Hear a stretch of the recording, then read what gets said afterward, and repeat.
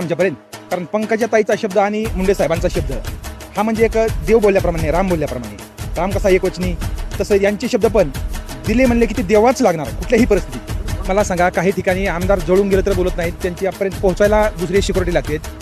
पण प्रीतम ताईला सहज आपण इथूनही शेतातूनही कॉल केला की ताई माझी अशी अशी अडचण आहे, ताईंनी फोन उचलून तिथून आपली अडचणीतून सॉल्व्ह करतील. आता प्रीतम ताईंनी सुद्धा बरेचसे कामं केलेत, रेल्वे आणली, पुन्हा गरिबागुरुबांची फोनही ते उचलतात आणि आपली अडचणी कुठेही आपली गाडी कुठं धरली एका ड्रायव्हर.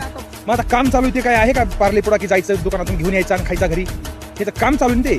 ते काम बंद असल्यावर माणूस म्हणेल की समजा की नुसतं आश्वासन आहे, हे काम वेगळंच चालू आहे ना. त्यामुळे ते आज नाही उद्या येणारच आहे.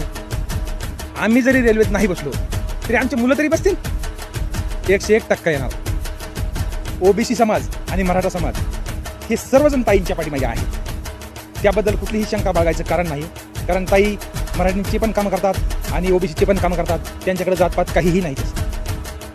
ओबीसी समाज आणि मराठी समाज याबद्दल ताईला काही देणं घेणं नाही, कारण ताई हा सर्वांसाठी देव आहेत.